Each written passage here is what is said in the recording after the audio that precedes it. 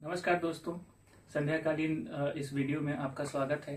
आज हम बात करेंगे जो अभी अभी उस विषय पे जो अभी अभी हमारे देश में घटित हो रहा है।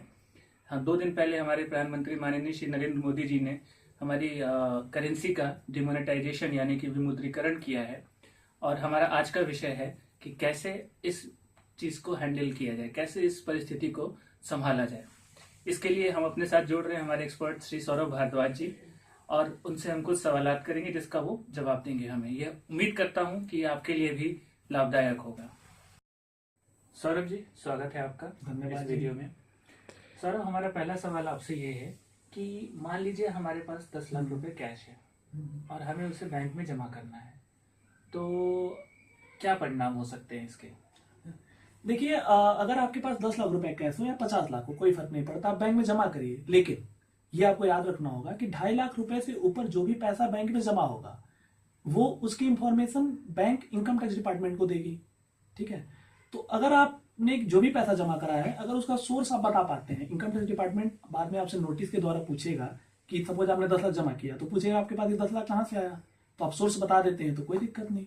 अगर आप सोर्स नहीं बता पाते हैं तो उस पूरे पैसे जो भी डिपॉजिट हुआ है उसका 30% आपको टैक्स देना होगा और उस टैक्स का 200% पेनल्टी देना होगा।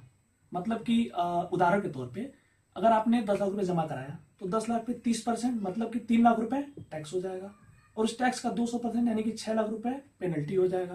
तो आपको 9 लाख रुपए जमा कराना होगा, आपके हाथ में कितना बचेगा? केवल 1 लाख रुपए। ठीक है, लेकिन ये तभी होगा जब आप सोर्स नहीं बता पाते हैं।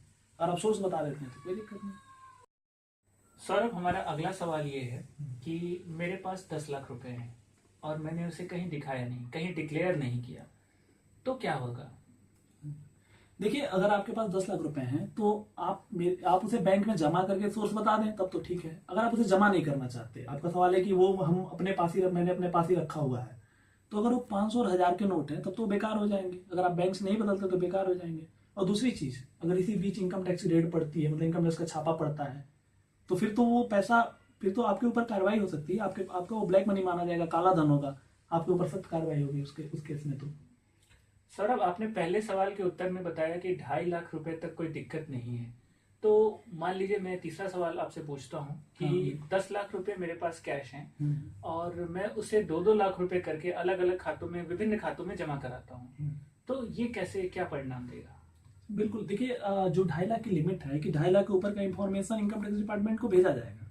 लेकिन आपका सवाल है कि 10 लाख में से 2-2 लाख अगर हम 5 खातों में डाल दें तो क्या होगा? पॉसिबल है, लेकिन इनकम टैक्स डिपार्टमेंट की भी नजर ऐसे खातों पे है जहां इस टाइप के ट्रांजेक्शन हो रहे हैं, ना 2-2 लाख रुपए जमा हो रहे हैं, तो उसमें भी पॉसिबल है कि एक्शन हो सकता है। उसमें भी आपको सोर्स बताना पड़ सकता है, आपके ऊपर कार्रवाई हो सकती है, आपको टैक्स और पेनल्टी देना पड़ सकता है।